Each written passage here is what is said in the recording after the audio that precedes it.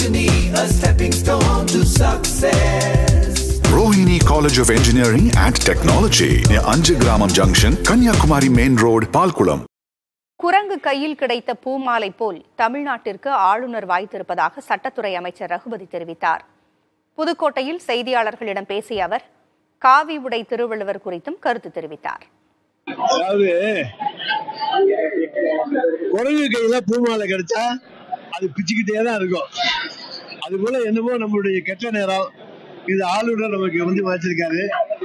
ஏற்கனவே காவி உடையை அணிவிச்சு சர்ச்சைகள் கிளம்பிச்சு.